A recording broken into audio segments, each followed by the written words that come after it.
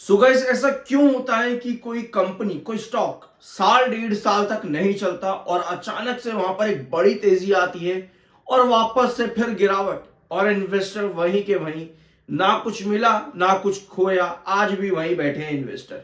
ऐसा क्यों होता है, इस चीज को यहां पर समझेंगे बहुत प्रिसाइजली। लेकिन 304 से लगभग 400 रुपए तक स्टॉक जाता है एक बढ़िया तेजी, सिर्फ एक न्यूज के चलते कि भैया रेलवेज के फेयर्स के प्राइसेस 10 रुपए बढ़ेंगे। इतनी सी न्यूज से शेयर बढ़ जाता है। बजट से एंटिसिपेशन है, ये खबर आप लोगों ने कई बार सुनी होगी, इसको मैंने भी आप लोगों के साथ कई बार डिस्कस किया है चैनल पर। बजट से रेलवेज को एंटिसिपेशन है, L&T finance, RVNL, KEC international, construction और इंफ्रास्ट्रक्चर कंपनीज को एक्सपेक्टेशन है बजट से। और उम्मीदें हैं कि इस बार का बजट पिछले साल के बजट से ज्यादा एलोकेशन लेकर के आए रिन्यूएबल सेक्टर और एनर्जी सेक्टर में भी। ये एक्सपेक्टेशन उठती है आपकी दिसंबर के महीने लास्ट वीक के अंदर, और इन सभी का फायदा आपको रिन्यूएबल और साथ में रेलवेज पर देखने को मिल जाता है। लेकिन इस सबसे ज्यादा जरूरी एक चीज और है कि आने वाले क्वार्टर्स कंपनीज के कैसे आने वाले हैं। Q3 कंपनी कैसा परफॉर्म करेगी, इसका प्री एनालिसिस अभी लेंगे वीडियो के आखिर में। लेकिन उसके पहले एक छोटा सा क्लिप यहां पर सुनना बहुत ध्यान से। 304 से कंपनी ने अपनी रैली शुरू करी थी और 400 रुपए तक स्टॉक गया था। अब ये गिरावट क्यों है, उन सबको यहां पर डिस्कस करते हैं। ये लास्ट वीडियो है आरवीएनएल का। तो सिचुएशन ये बनती है कि आपका नेक्स्ट बेस लाइन जो बनता है अराउंड 344 पे। अगर आप इस वाले ट्रेंड को देखोगे तो ये आता है आपका 344 पुराने। ठीक है, तो लास्ट वीडियो में हमने डिस्कस किया था कि 400 से अगर आपका फॉल बनता है, उस समय 400 से फॉल बना भी नहीं था। ठीक है, ये कैंडल ही थी, उसके बाद एक अगली कैंडल और बनती है जो सेल को इंडिकेट करती है, 400 से आपकी सेलिंग आती है। और उसके पहले हम डिस्कस कर रहे थे कि 344 आपका ये बेस बनता है।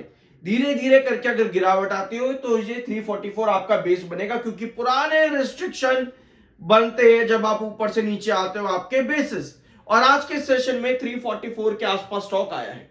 अब ऐसा हुआ क्यों, इसको चार्ट पर समझना बहुत ज्यादा जरूरी है।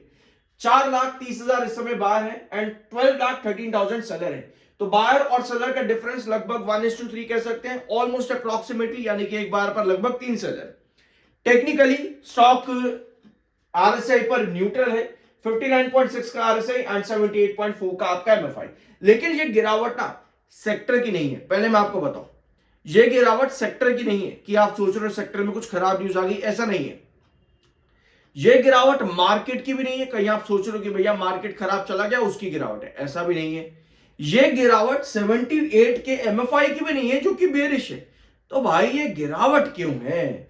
एक चीज अभी हमने वीडियो की शुरुआत में क्या डिस्कस करी कि एक छोटी सी न्यूज पर स्टॉक ने इतनी बड़ी तेजी क्यों दी, क्योंकि चार्ट पैटर्न जब आप देखोगे तो आपको नजर आएगा एक इंपॉर्टेंट बेस 304 का, जिसको अभी के इस वीडियो में मैंने नहीं लिया है, लेकिन जो अभी पिछला वीडियो का स्क्रीन आपने देखा था वहां आपको दिख रहा होगा 304, और ये था आपका 404।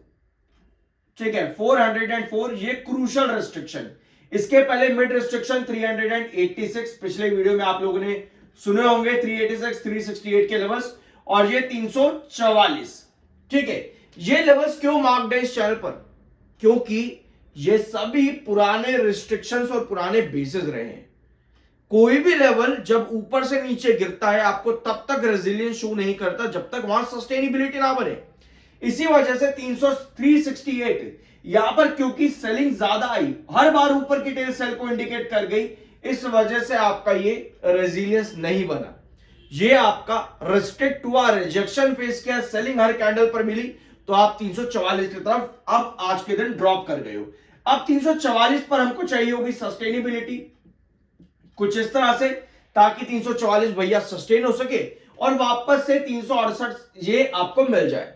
लेकिन स्टिल अगर यही कंडीशन यहां पर बनती है 344 पर भी, तो आप फिर नीचे गिरोगे, कहीं ना कहीं वापस 304 के पास आप आ जाओगे। अब ये सारी कंडीशन चार्ट की वजह से बनी है। 86 का आपका एमएफआई था इस वाली कैंडल पर, जिसको आप लोगों ने शायद नहीं देखा होगा, जो कि बेयरिश मोमेंटम इंडिकेट करता है। तो ये गिरावट आपकी वहां से बनी। 344 आपने पिछले वीडियो में भी सुन ही लिया है। अब एक बार स्क्रीन पर आओ। कोई भी लेवल आपकी सस्टेनेबिलिटी कैसे शो करता है। ये मान लो 344 का ये वाला ट्रेंड है, 344 का ये ट्रेंड है। स्टॉक ने आज क्या किया है, आज ये कैंडल स्टॉक ने क्रिएट करी है 344 के पास, कहीं ना कहीं आज हिट हो गया है। अब 344 पर सस्टेनेबिलिटी बनाने के लिए ना हमें इस तरह की कैंडल चाहिए होगी जहां नीचे की टेल बायर को इंडिकेट करे। अगर ये कैंडल आपके पास बनती है तो आप यहां पर एंटिसिपेट कर सकते हो कि 344 आपका बेस बनाने में कामयाब हो जाएगा। और इसको बेस बनाना जरूरी भी है, क्योंकि कंपनी में कुछ भी पॉजिटिव न्यूज आती है ना और स्टॉक एक ट्रेंड के पास सस्टेनेबिलिटी लेता है तो वहां से ब्रेकआउट की पॉसिबिलिटी बनती है। बट अगर किसी ट्रेंड पर वो बेस नहीं बना पाता और आपके पास कुछ पॉजिटिव भी नहीं आता, इसका मतलब ये है कि आपके पास वही सेल ऑफ की कैंडल आएगी जो अभी हमने डिस्कस भी यहां पर करी थी। ठीक है, तो उस कंडीशन पर 344 भी आपका ब्रेकडाउन हो जाएगा। अब इन सबसे आपको पता क्या लगता है, इन सबसे आपको यह पता लगता है कि अगर आपने ऊपर के लेवल पर, मान लो आपने 500 पर आपने बाइंग कर रखी है, आप 500 पर एंटर्ड हो, आपको कुछ समझ नहीं आ रहा है कि भाई मैं क्या करूं, एवरेज करूं कि नहीं करूं। बाय द डिप कोई एवरेज करने की स्ट्रैटेजी नहीं है।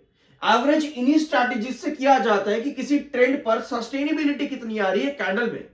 अगर वो नहीं बन पा रही सस्टेनेबिलिटी तो भैया वहां पर एवरेज करने का मौका ही नहीं है। मतलब अगर 344 पर इस तरह से आपकी सस्टेनेबिलिटी बन जाए, बार मिले, आपके पास कैंडल्स नीचे की लंबी हो, तब आप एवरेजेस के लिए जाते हो। बट अगर आपके पास रिजेक्शन फेज हो रहा है, ऊपर की टेल लंबी है, मतलब कि आपका वहां पर एवरेज भी मुमकिन नहीं है, आपको अभी इंतजार करना चाहिए। आई गेस ये पॉइंट आपके सामने क्लियर है। चार्ट्स पर जब भी हम ऊपर के लेवल्स पर ट्रैप्ड होते हैं या पर हम फ्रेश एंट्रीज करते हैं, हमें हमेशा कैंडल्स के फॉर्मेशन को, किसी ट्रेंड पर क्या पॉसिबिलिटी बन रही है, उन्हें समझना जरूरी है। क्योंकि अगर हम सिर्फ इसी उम्मीद पर रहेंगे कि भैया बजट में आपका एलोकेशन इंक्रीज होगा, अगर हम सिर्फ इसी उम्मीद में रहेंगे तो कहीं ना कहीं वो उम्मीदें अगर हमसे खराब गई तो भैया हम वहां भी कुछ नहीं कर पाएंगे। तो अगर हम उम्मीद में है और बजट का एलोकेशन बढ़िया भी आता तो हमें चार्ट पर पता होना चाहिए कि हमारा ट्रेंड कौन सा है जहां पर हम अच्छे एग्जीक्यूशंस कर पाए। अब आते हैं आपके Q3 के प्री एनालिसिस पे। I am NISM certified. अगर यहां तक आ गए हो तो सब्सक्राइब जरूर कर देना, वीडियो को लाइक कर दिया करो, पैसे नहीं लगते इन चीजों के, बहुत फ्री ऑफ कॉस्ट। और मेरी पूरी कोशिश रहती है कि ज्यादा से ज्यादा आप लोगों को सिखाने की कोशिश की जाए। ठीक है, कंपनी से एक तो सेक्टर को उम्मीद है कि बजट में एलोकेशन बढ़ेगा, दूसरी उम्मीद आती है कि कंपनीज अपने Q3 के रिजल्ट्स यानी कि दिसंबर के क्वार्टर्स बढ़िया दे ताकि कंपनी वापस से रेजिलियंस शो कर सके। पिछला 1-1.25 साल कंपनी का बहुत बुरा गया, कंपनी ने negative return, negative results, negative growth ही कंपनी ने दिया है। लेकिन अगर कंपनी सितंबर के इस ग्रोथ को, जो कि बड़े लंबे टाइम के बाद एक पॉजिटिव ग्रोथ आया 5.52% का, अगर इस ग्रोथ पैटर्न को कंपनी कंटिन्यू करती है दिसंबर 2025 में, तो उम्मीद करते हैं कि कंपनी आने वाले टाइम पर अपनी इस गिरावट से ऊपर उठ सके। ठीक है, तो कंपनी को ग्रोथ देना है 5.52% के ऊपर, सेक्टर को मिलना चाहिए एक बढ़िया एलोकेशन, तब हम एंटिसिपेट कर सकते हैं कि आपको यहां से वापस से ग्रोथ देखने को मिलेगा। 4568 ये कंपनी का था पिछले साल का रिवेन्यू, तो कंपनी को इसके ऊपर का ही रिवेन्यू चाहिए, यानी कि 5%। अब 4567 का 10% कितना हो जाएगा, ये हो जाएगा अराउंड 10%, 450 नहीं, 45 करोड़ के आसपास का। यानी 45 करोड़ अगर आप इसमें ऐड करोगे तो अराउंड कितना अमाउंट बनता है, ये बनेगा 4620 लगा लो, 4620, यानी 4620 करोड़ का अगर कंपनी रिवेन्यू देती है तो वो ग्रोथ पिछले साल के कंपैरिजन में 5% का होगा। यानी कंपनी अगर 5% के डबल आप लगाओगे तो लगभग 90 करोड़ भी अगर कंपनी, मान लो कंपनी 4667 अगर ये रिवेन्यू भी दे देती है तो भी कंपनी का रिवेन्यू कितना जा सकता है, तब भी कंपनी का रिवेन्यू 10% पर जा सकता है। तो ओवरऑल 5 से 10% का कैलकुलेशन आपको लेकर के चलना है। एक बार इसका सही तरीके से निकाल लेना कि 5 से 10% इसका कितना निकलेगा 4567 का, और उसके अकॉर्डिंग आप अपना काम कर सकते हो। तो 4567 का 5 और 10% जरूर निकाल लेना। मेरे ख्याल से मैंने गलत कैलकुलेट करा है, 45 नहीं आएगा, 456 के आसपास कुछ आएगा, यानी 1000 करोड़ के ऊपर का कंपनी को रिवेन्यू का जंप चाहिए ताकि 5 से 10% आपका कैलकुलेट हो सके। तो एक बार इसको रिकैलकुलेट कर लेना। आई गेस आप फॉर्मूला यहां पर समझ चुके होंगे। तो ये है आरवीएनएल से रिलेटेड आज के दिन की डिटेल्स। आई होप कि आपको इस वीडियो में कुछ सीखने को मिला होगा। अगर सीखने को मिला हो तो कमेंट बॉक्स में यस जरूर लिख देना। मिलते हैं अगले वीडियो में।